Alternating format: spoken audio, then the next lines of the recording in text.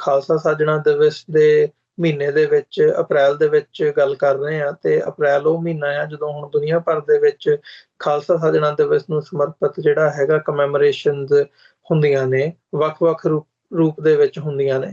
ਕਿਤੇ ਗੁਰਦੁਆਰਾ ਸਾਹਿਬ ਦੇ ਵਿੱਚ ਸਮਾਗਮ ਹੁੰਦੇ ਨੇ, ਕਿਤੇ ਨਗਰ ਕੀਰਤਨ ਨਿਕਲਦੇ ਆ, ਕਿਤੇ ਸਿੱਖ ਹੈਰੀਟੇਜ ਮੰਥ ਦੇ ਹਵਾਲੇ ਨਾਲ ਸਿੱਖ ਹੈਰੀਟੇਜ ਨੂੰ ਕਮੈਮੋਰੇਟ ਕੀਤਾ ਜਾਂਦਾ ਆ। ਸੋ ਵੱਖ-ਵੱਖ ਆਰਗੇਨਾਈਜੇਸ਼ਨਸ, ਗੁਰਦੁਆਰਾ ਪ੍ਰਬੰਧਕ ਕਮੇਟੀਆਂ ਇਸ ਦਾ ਹਿੱਸਾ ਬਣਦੀਆਂ ਨੇ।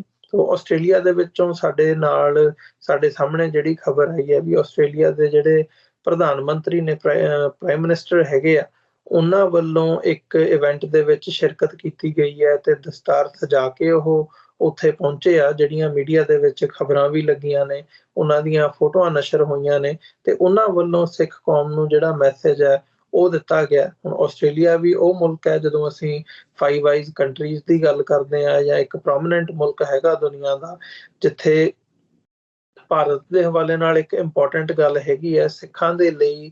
ਇਹ ਮਹੀਨਾ ਵੀ ਇੰਪੋਰਟੈਂਟ ਹੈ, ਤੇ ਜਿਹੜੀ ਸਿੱਖਾਂ ਦਾ ਇੱਕ ਪੋਲੀਟੀਕਲ ਕਲਾਊਟ ਹੈ ਬਾਹਰਲੇ ਮੁਲਕਾਂ ਦੇ ਵਿੱਚ ਇਸ ਵਕਤ ਬਣਿਆ ਹੋਇਆ, ਉਹ ਵੀ ਇੰਪੋਰਟੈਂਟ ਹੈ, ਜਿਹਨੂੰ ਦ ਗਾਰਡੀਅਨ ਦੀ ਸਟੋਰੀ ਨੇ ਵੀ ਜਿਹੜਾ ਉਹਦੇ ਤੇ ਸਹੀ ਪਾਈ ਹੈ। ਇਹ ਕਹਿ ਕੇ ਜਦੋਂ ਭਾਰਤ ਦੀ ਇੰਟੈਲੀਜੈਂਸ ਜਿਹੜੀ ਹੈ ਉਹ ਇਹ ਕਹਿੰਦੀ ਹੈ ਜਾਂ ਇਹ ਮੰਨਦੀ ਹੈ ਕਿ ਜਿਹੜੇ ਸਿੱਖ ਹੈਗੇ ਆ ਉਹ ਬਾਹਰਲੇ ਮੁਲਕਾਂ ਦੇ ਵਿੱਚ ਖਾਲਿਸਤਾਨੀ ਜਿਹੜੇ ਨੇ ਉਹ ਆਪਣਾ ਪੋਲੀਟੀਕਲ ਇਨਫਲੂਐਂਸ ਯੂਜ਼ ਕਰ ਰਹੇ ਆ, ਤੇ ਉਹਨਾਂ ਨੇ ਜਿਹੜੀ ਕਿਸਾਨ ਸੰਘਰਸ਼ ਹੈ ਉਹਨੂੰ ਫਿਊਲ ਦਿੱਤਾ ਆ। ਬਿਲਕੁਲ, ਦੇਖੋ ਤੁਸੀਂ ਜਿਹੜੀ ਖਬਰ ਦਾ ਜ਼ਿਕਰ ਕੀਤਾ ਵੀ ਜਿਹੜੇ ਆਸਟ੍ਰੇਲੀਅਨ ਪ੍ਰਾਈਮ ਮਿਨਿਸਟਰ ਨੇ ਐਂਥਨੀ ਐਲਬਨੀਜ਼, ਉਹ ਜਿਹੜਾ ਮਤਲਬ ਵਿਸਾਖੀ ਤੇ ਜਿਹੜਾ ਖਾਲਸਾ ਸਾਜਨਾ ਦਿਹਾੜਾ ਆ ਉਹਨੂੰ ਸਮਰਪਿਤ ਜਿਹੜਾ ਇੱਕ ਪ੍ਰੋਗਰਾਮ ਸੀ, ਸਿੱਖ ਵਲੰਟੀਅਰਸ ਆਸਟ੍ਰੇਲੀਆ ਜਿਹੜੀ ਆਰਗੇਨਾਈਜੇਸ਼ਨ ਆ ਉਹਨਾਂ ਦਾ ਇਹ ਪ੍ਰੋਗਰਾਮ ਸੀ, ਤੇ ਉਹਦੇ 'ਚ ਉਹ ਆਏ ਸੀ। ਹੋਰ ਵੀ ਕਾਫੀ ਜਿਹੜੇ ਆਸਟ੍ਰੇਲੀਆ ਦੇ ਪੋਲੀਟੀਸ਼ੀਅਨ ਨੇ, ਤੁਸੀਂ ਕਹਿ ਮਤਲਬ ਵਿਕਟੋਰੀਆ ਸਟੇਟ ਹੈ ਜਿਹੜੀ, ਉਹਦੇ ਪ੍ਰੀਮੀਅਰ ਦਾ ਜ਼ਿਕਰ ਆ, ਤੇ ਹੋਰ MPs ਜਿਹੜੇ ਇਸ ਪ੍ਰੋਗਰਾਮ ਦੇ ਵਿੱਚ ਸ਼ਾਮਲ ਹੋਏ ਸੀ। ਪਰ ਇਹਦੇ ਵਿੱਚ ਜਿਹੜੀ ਮੁੱਖ ਖਬਰ ਬਣੀ ਉਹ ਇਹੀ ਬਣੀ ਵੀ ਜਿਹੜੇ ਪ੍ਰਾਈਮ ਮਿਨਿਸਟਰ ਸੀ ਐਂਥਨੀ ਐਲਬਨੀਜ਼, ਉਹਨਾਂ ਨੇ ਦਸਤਾਰ ਸਜਾ ਕੇ ਇਸ ਪ੍ਰੋਗਰਾਮ 'ਚ ਸ਼ਾਮਲ ਹੋਏ, ਤੇ ਨਾਲ ਹੀ ਉਹਨਾਂ ਨੇ ਜਿਹੜਾ ਸਿੱਖ ਕਮਿਊਨਿਟੀ ਦਾ ਜਿਹੜਾ ਰੋਲ ਆ ਸੋਸ਼ਲ ਸਰਵਿਸ ਦੇ ਵਿੱਚ ਵੀ, ਜਿਵੇਂ ਖਾਸ ਤੌਰ ਤੇ ਸੋਸ਼ਲ ਸਰਵਿਸ ਉਸ ਸਮੇਂ ਜਦੋਂ ਸੁਸਾਇਟੀ ਨੂੰ ਸਭ ਤੋਂ ਵੱਧ ਲੋੜ ਹੁੰਦੀ ਹੈ, ਜਦੋਂ ਕੋਈ ਡਿਜ਼ਾਸਟਰ ਹੁੰਦਾ ਹੈ, ਵੀ ਜਿੱਥੇ ਮਤਲਬ ਉਹਨਾਂ ਦੇ ਜਿਹੜੇ ਸ਼ਬਦ ਨੇ ਉਹ ਆਪਣੇ ਆਪ 'ਚ ਬੜੇ ਇੰਪੋਰਟੈਂਸ ਰੱਖਦੇ ਆ। ਐਂਥਨੀ ਐਲਬਨੀਜ਼ ਨੇ ਸਿੱਖਾਂ ਦੀ ਪ੍ਰੇਜ਼ ਕਰਦਿਆਂ ਕਿਹਾ ਕਿ during the Bush fires, during floods, wherever there are issues confronting Australians, we see the best of the Australian character and there is no community organisation that has done more. ਤੇ ਉਹ ਤੋਂ ਬਾਅਦ ਉਹ ਕਹਿੰਦੇ ਕਿ we see them whether it be here in Victoria or up in Lismore, wherever there are floods or natural weather events, we see people putting their values into practice by providing that support to their fellow Australians who are in need. ਮਤਲਬ ਉਹਨਾਂ ਨੇ ਆਪਣੀ statement 'ਚ ਇਹ ਗੱਲ ਕਿਹਾ ਵੀ ਸਭ ਤੋਂ ਵੱਧ ਜੇ ਕੋਈ ਕਮਿਊਨਿਟੀ ਦਿਖਦੀ ਆ ਮਤਲਬ ਇਹੋ ਜਿਹੀਆਂ ਸਿਚੁਏਸ਼ਨਸ ਦੇ ਵਿੱਚ ਹੈਲਪ ਕਰਦੀ ਲੋਕਾਂ ਦੀ, ਮਤਲਬ ਸਭ ਤੋਂ ਵੱਧ ਕੀ ਕਹਿੰਦੇ ਵੀ ਦਿਖਦੀ ਇਹ ਆ ਵੀ ਜਿਹੜੀਆਂ ਉਹਨਾਂ ਦੀਆਂ ਵੈਲਿਊਜ਼ ਨੇ ਉਹਨੂੰ ਫਿਰ ਪ੍ਰੈਕਟਿਸ 'ਚ ਲੈ ਕੇ ਆਉਂਦੇ ਆ, ਜਿਹੜੀਆਂ ਸਿੱਖ ਵੈਲਿਊਜ਼ ਨੇ। ਤੇ ਜਿੱਥੇ ਵੀ ਆਸਟ੍ਰੇਲੀਅਨਸ ਨੂੰ ਜਾਂ ਅਸੀਂ ਕਹਿ ਸਕਦੇ ਕਿ ਹਿਊਮੈਨਿਟੀ ਨੂੰ ਲੋੜ ਹੁੰਦੀ ਆ, ਤਾਂ ਮਤਲਬ ਲੋੜ ਆਮ ਹਾਲਾਤਾਂ 'ਚ ਨਹੀਂ, ਬਲਕਿ ਸਭ ਤੋਂ ਵੱਡੀ ਗੱਲ ਆ ਕਿ ਜਿੱਥੇ ਖਤਰੇ ਵਾਲੇ ਹਾਲਾਤ ਹੁੰਦੇ ਆ, ਤੇ ਉੱਥੇ ਮਤਲਬ ਸਿੱਖ ਜਿਵੇਂ ਸਿੱਖਾਂ ਨੇ ਆਪਣੀ ਥਾਂ ਬਣਾਈ। ਅਸੀਂ ਦੇਖਿਆ ਵੀ ਯੂਨਾਈਟਿਡ ਸਿੱਖਸ ਹੋਵੇ, ਖਾਲਸਾ ਏਡ ਹੋਵੇ, ਕਿੰਨੀਆਂ ਸਿੱਖ ਆਰਗੇਨਾਈਜੇਸ਼ਨਸ ਜਿਹੜੀਆਂ ਨੇ ਉਹਨਾਂ ਨੇ ਦੁਨੀਆ ਦੇ ਵਿੱਚ ਸਿੱਖ ਕਰੈਕਟਰ ਨੂੰ ਇਹ ਐਸਟੈਬਲਿਸ਼ ਕੀਤਾ ਇਸ ਤਰੀਕੇ ਦੇ ਨਾਲ, ਜਿਹੜੀ ਕਿ ਜਿਹਨੂੰ ਦੁਨੀਆ ਵਰਲਡ ਪੋਲੀਟਿਕਸ ਦੇ ਵਿੱਚ ਸੋਫਟ ਪਾਵਰ ਕਿਹਾ ਜਾਂਦਾ ਹੈ। ਵੀ ਸਿੱਖਾਂ ਨੇ ਆਪਣੀ ਸੋਫਟ ਪਾਵਰ ਬਣਾਈ, ਤੇ ਜਿਹਨੂੰ ਫਿਰ ਜਦੋਂ ਅਸੀਂ ਪਿਛਲੀ ਸਟੋਰੀ ਡਿਸਕਸ ਕਰ ਰਹੇ ਸੀ ਤੇ ਉਹਦੇ 'ਚ ਅਸੀਂ ਦੇਖਿਆ ਵੀ ਉਹ ਜਿਹੜਾ ਇੰਡੀਆ ਦਾ ਅਫੀਸ਼ੀਅਲ ਸੀ ਉਹ ਉਹਨੂੰ ਕਹਿ ਰਿਹਾ ਵੀ ਸਿੱਖਾਂ ਦੀ ਜਿਹੜੀ ਗਲੋਬਲ ਆਊਟਰੀਚ ਆ ਉਹ ਵੀ ਇੰਡੀਆ ਦੇ ਲਈ ਇੱਕ ਵੱਡਾ ਕੰਸਰਨ, ਵੱਡਾ ਖਤਰਾ ਹੈ। ਤੇ ਉਹ ਜਿਹੜੀ ਗਲੋਬਲ ਆਊਟਰੀਚ ਆ ਉਹ ਇਹੋ ਜਿਹੀਆਂ ਇਵੈਂਟਸ, ਇਹੋ ਜਿਹੇ ਸਿੱਖਾਂ ਦੀਆਂ ਜਿਹੜੀਆਂ ਵੈਲਿਊਜ਼ ਨੇ ਉਹਨਾਂ ਕਰਕੇ ਬਣੀ ਆ, ਕਿਸੇ ਇੱਕ ਬੰਦੇ ਕਰਕੇ ਨਹੀਂ, ਕਮਿਊਨਿਟੀ ਐਫਰਟ ਆ। ਤੇ ਉਹਨੂੰ ਪ੍ਰੇਜ਼ ਕੀਤੀ ਆ ਉਹਦੀ ਪ੍ਰਾਈਮ ਮਿਨਿਸਟਰ ਨੇ, ਆਸਟ੍ਰੇਲੀਅਨ ਪ੍ਰਾਈਮ ਮਿਨਿਸਟਰ ਨੇ। ਤੇ ਇੱਕ ਵੱਡੀ ਗੱਲ ਆ ਵੀ ਅੱਜ ਆਸਟ੍ਰੇਲੀਆ ਦੇ ਵਿੱਚ ਹੋਵੇ, ਕੈਨੇਡਾ ਦੇ ਵਿੱਚ ਤਾਂ ਸਿੱਖ ਹੈਰੀਟੇਜ ਮੰਥ ਪੂਰਾ ਮਹੀਨਾ ਹੀ ਅਪ੍ਰੈਲ ਦਾ ਜਿਹੜਾ ਆ ਉਹ ਸਿੱਖਾਂ ਨੂੰ ਸਮਰਪਿਤ ਕਰ ਦਿੱਤਾ ਗਿਆ ਆ। ਤੇ ਇੱਥੇ ਹਰ ਥਾਂ ਦੇ ਉੱਤੇ ਜਿਹੜੇ ਆ ਜਿੱਥੇ ਝੰਡੇ ਚਲਾਏ ਜਾ ਰਹੇ ਆ ਖਾਲਸਾਈ, ਤੇ ਨਾਲ ਹੀ ਜਿਹੜਾ ਆ ਮਤਲਬ ਜਿਹੜੀਆਂ ਇਲੈਕਟੋਰਲ ਬੋਡੀਜ਼ ਨੇ ਉਹ ਇਵੈਂਟਸ ਆਰਗੇਨਾਈਜ਼ ਕਰਾ ਰਹੀਆਂ ਵੀ ਜਿਹਦੇ ਨਾਲ ਸਿੱਖਾਂ ਦੀ ਆਊਟਰੀਚ ਹੋਰ ਕਮਿਊਨਿਟੀਜ਼ ਤੱਕ ਹੋ ਸਕੇ, ਵੀ ਸਿੱਖ ਵੈਲਿਊਜ਼ ਜਿਹੜੀਆਂ ਫੈਲ ਸਕਣ। ਤੇ ਮਤਲਬ ਅੱਜ ਭਾਵੇਂ ਸਿੱਖਾਂ ਕੋਲ ਅਮਰਵੀਰ ਸਿੰਘ ਜੀ ਸਟੇਟ ਨਹੀਂ ਆ, ਸਿੱਖ ਉਜੜੇ ਹੋਏ ਹੋਰ ਮੁਲਕਾਂ 'ਚ ਆਏ ਸੀ। ਮਤਲਬ ਸਿੱਖਾਂ ਦਾ ਤੁਸੀਂ ਕਹਿ ਸਕਦੇ ਹੋ ਵੀ ਜੈਨੋਸਾਈਡ ਹੋਇਆ, ਮਤਲਬ ਐਡੀ ਵੱਡੀ ਮਾਰ ਪਈ ਸਿੱਖਾਂ ਨੂੰ 47 ਦਾ, ਐਡੀ ਵੱਡੀ ਮਾਰ ਪਈ ਸਿੱਖਾਂ ਦੀ ਇਕਨੋਮੀ ਵੀ। ਪਰ ਉਸ ਤੋਂ ਬਾਅਦ ਵੀ ਬੜੇ ਥੋੜੇ ਸਮੇਂ 'ਚ ਸਿੱਖਾਂ ਨੇ ਬਿਨਾਂ ਕਿਸੇ ਰਾਜ ਤੋਂ ਐਡੀ ਵੱਡੀ ਦੁਨੀਆ ਦੇ ਵਿੱਚ ਥਾਂ ਬਣਾਈ। ਤੇ ਜਿਹੜਾ ਦੁਨੀਆ ਦੀ ਵਰਲਡ ਕਮਿਊਨਿਟੀ ਦੇ ਵਿੱਚ ਇੱਕ ਕਿਸੇ ਕਮਿਊਨਿਟੀ ਦਾ ਰੋਲ ਹੁੰਦਾ ਪੋਜ਼ਿਟਿਵ ਆਪਣਾ ਹਿੱਸਾ ਪਾਉਣ ਦਾ, ਵੀ ਅੱਜ ਉਹ ਦੁਨੀਆ ਦੇਖ ਰਹੀ ਆ ਵੀ ਸਿੱਖ ਬਿਨਾਂ ਰਾਜ ਤੋਂ ਮਤਲਬ ਕਿੰਨਾ ਵੱਡਾ ਯੋਗਦਾਨ ਪਾ ਰਹੇ ਆ। ਤੇ ਜੇ ਸਿੱਖਾਂ ਕੋਲ ਰਾਜ ਹੋਵੇ, ਜੇ ਸਿੱਖਾਂ ਕੋਲ ਆਪਣੀ ਸੋਵਰਨ ਸਟੇਟ ਹੋਵੇ, ਤਾਂ ਸਿੱਖ ਦੁਨੀਆ ਦੇ ਵਿੱਚ ਵਰਲਡ ਕਮਿਊਨਿਟੀ ਦੇ ਵਿੱਚ ਕਿੰਨਾ ਵੱਡਾ ਪੋਜ਼ਿਟਿਵ ਰੋਲ ਪਲੇ ਕਰ ਸਕਦੇ ਆ। ਤਾਂ ਇਹ ਦੁਨੀਆ ਦੇ ਵਿੱਚ ਜਿਵੇਂ ਕਈ ਲੋਕ ਸਿੱਖਾਂ ਨੂੰ ਅਸੀਂ ਆਪ ਸੁਣਦੇ ਰਹਿੰਦੇ ਹੁੰਦੇ ਸੀ ਵੀ ਖਾਲਿਸਤਾਨ ਦਾ ਮਾਡਲ ਕੀ ਹੋਊਗਾ ਜੀ, ਖਾਲਿਸਤਾਨ ਦਾ ਇਕਨੋਮਿਕਲ ਮਾਡਲ ਕੀ ਹੋਊਗਾ, ਖਾਲਿਸਤਾਨ ਦਾ ਸੋਸ਼ਲ ਮਾਡਲ ਕੀ ਹੋਊਗਾ।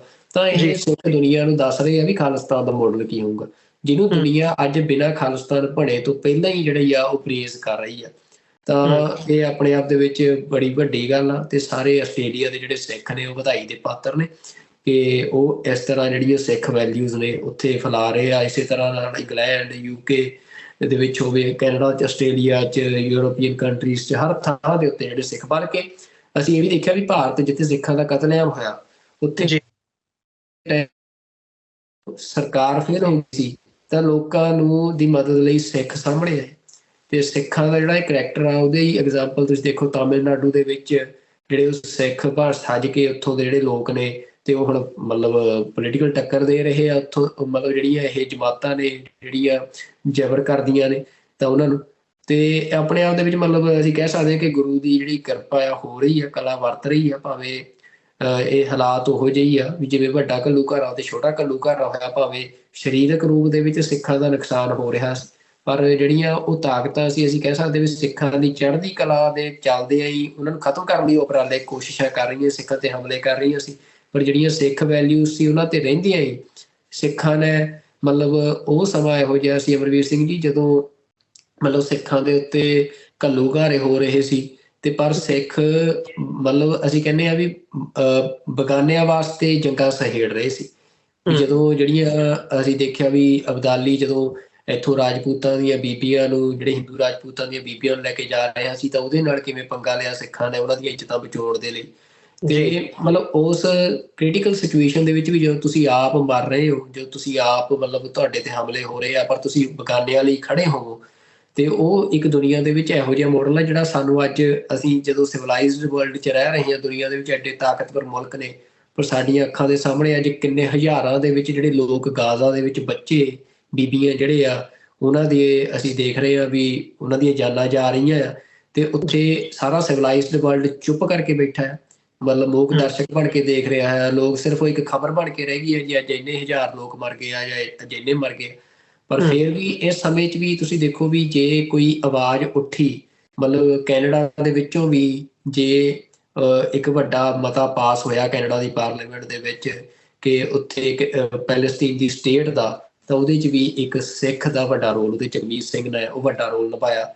ਤੇ ਸਿੱਖ ਵੈਲਿਊਜ਼ ਉਹ ਭਾਵੇਂ ਜਗਮੀਤ ਸਿੰਘ ਦੇ ਰੂਪ 'ਚ ਹੋਵੇ, ਭਾਵੇਂ ਉਹ ਕਿਸੇ ਸੇਵਾ ਕਰਨ ਵਾਲੇ ਸਿੱਖ ਦੇ ਰੂਪ 'ਚ ਹੋਵੇ, ਉਹ ਅੱਜ ਸਾਰੀ ਦੁਨੀਆ ਦੇ ਸਾਹਮਣੇ ਪ੍ਰਗਟ ਹੋ ਰਹੀ ਹੈ। ਤੇ ਆਸ ਕਰਦੇ ਹਾਂ ਵੀ ਜਿਹੜੀਆਂ ਸਿੱਖ ਵੈਲਿਊਜ਼ ਨੇ, ਸਿੱਖ ਇਸੇ ਤਰ੍ਹਾਂ ਦੇ ਨਾਲ ਆਪਣਾ ਜਿਹੜਾ ਰੋਲ ਆ ਅਕਾਲ ਪੁਰਖ ਨੇ ਉਹਨਾਂ ਨੂੰ ਬਖਸ਼ਿਆ ਉਹ ਇਸ ਧਰਤੀ ਤੇ ਨਿਭਾਉਂਦੇ ਰਹਿਣਗੇ। ਬਿਲਕੁਲ ਸੁਖਵਿੰਦਰ ਸਿੰਘ ਜੀ, ਬਹੁਤ ਬਹੁਤ ਧੰਨਵਾਦ। ਤੁਸੀਂ ਵੀ ਸਮਾਂ ਕੱਢਿਆ, ਵਿਚਾਰਾਂ ਦੀ ਸਾਂਝ ਸਾਡੇ ਨਾਲ ਪਾਈ ਹੈ। ਜਿਹੜੇ ਦਰਸ਼ਕ ਇਸ ਵਕਤ ਸਾਡੇ ਨਾਲ ਜੁੜੇ ਹੋਏ ਆ, ਜਿਵੇਂ ਅਸੀਂ ਖਾਲਸਾ ਸਾਜਣਾ ਦਿਵਸ ਦਾ ਜ਼ਿਕਰ ਕੀਤਾ, ਅਸੀਂ ਲੰਘੇ ਵੀਕਐਂਡ ਸ਼ਨੀਵਾਰ ਨੂੰ ਅਸੀਂ ਵਾਸ਼ਿੰਗਟਨ DC ਅਮਰੀਕਾ ਦੀ ਜਿਹੜੀ ਰਾਜਧਾਨੀ ਹੈ ਉੱਥੇ ਕੈਪੀਟਲ ਹਿੱਲ ਦੇ ਉੱਤੇ ਨਗਰ ਕੀਰਤਨ ਵੀ ਕੱਢਿਆ ਗਿਆ, ਰੈਲੀ ਹੋਈ, ਨੈਸ਼ਨਲ ਸਿੱਖ ਡੇ ਪਰੇਡ, ਸਿੱਖ ਫਰੀडम ਮਾਰਚ, ਉਹਦੀ ਜਿਹੜੀ ਕਵਰੇਜ ਸੀ TV 84 ਤੇ ਅਸੀਂ ਲਾਈਵ ਚਲਾਇਆ। ਉਹ ਸਾਡੇ ਦਰਸ਼ਕਾਂ ਨੇ ਉਹਨੂੰ ਸਰਾਇਆ ਵੀ, ਤੇ ਉਮੀਦ ਕਰਦੇ ਹਾਂ ਇਸੇ ਤਰ੍ਹਾਂ ਤੁਸੀਂ ਸਰਾਉਂਦੇ ਰਹੋਗੇ। ਤੁਸੀਂ ਸਾਡੇ ਤੱਕ ਜਿਹੜੇ ਆਪਣੇ ਸੁਝਾਅ ਨੇ ਉਹ ਵੀ ਪੁੱਜਦੇ ਕਰ ਸਕਦੇ ਹੋ ਸੋਸ਼ਲ ਮੀਡੀਆ ਰਾਹੀਂ, ਜਾਂ ਤੁਸੀਂ ਸਾਡੇ ਤੱਕ ਜਿਹੜੀ ਆਪਣੀਆਂ ਡੋਨੇਸ਼ਨਸ ਭੇਜ ਸਕਦੇ ਹੋ। ਤੇ ਇਹਨਾਂ ਹੀ ਸ਼ਬਦਾਂ ਦੇ ਨਾਲ ਸਾਡਾ ਜਿਹੜਾ ਸਮਾਂ ਉਹ ਸਮਾਪਤੀ ਦੇ ਵੱਲ ਨੂੰ ਜਾ ਰਿਹਾ। ਸੁਖਵਿੰਦਰ ਸਿੰਘ ਜੀ, ਫਤਿਹ ਦੀ ਸਾਂਝ ਪਾਈਏ। ਅੰਤ ਦੇ ਵਿੱਚ ਸਾਡੇ ਦਰਸ਼ਕਾਂ ਕੋਲੋਂ, ਵਿਊਅਰਸ ਤੋਂ ਇਜਾਜ਼ਤ ਲੈਂਦੇ ਹਾਂ, ਤੇ ਨਾਲ ਹੀ ਨਾਲ ਕੱਲ ਨੂੰ ਦੁਬਾਰਾ ਫਿਰ ਤੁਹਾਡੇ ਨਾਲ ਜਿਹੜੀ ਹੈ ਵਿਚਾਰਾਂ ਦੀ ਸਾਂਝ ਪਾਵਾਂਗੇ। ਫਤਿਹ ਦੀ ਸਾਂਝ ਅੰਤ ਦੇ ਵਿੱਚ। ਵਾਹਿਗੁਰੂ ਜੀ ਕਾ ਖਾਲਸਾ, ਵਾਹਿਗੁਰੂ ਜੀ। ਵਾਹਿਗੁਰੂ ਜੀ ਕਾ ਖਾਲਸਾ, ਵਾਹਿਗੁਰੂ ਜੀ ਕੀ ਫਤਿਹ ਜੀ।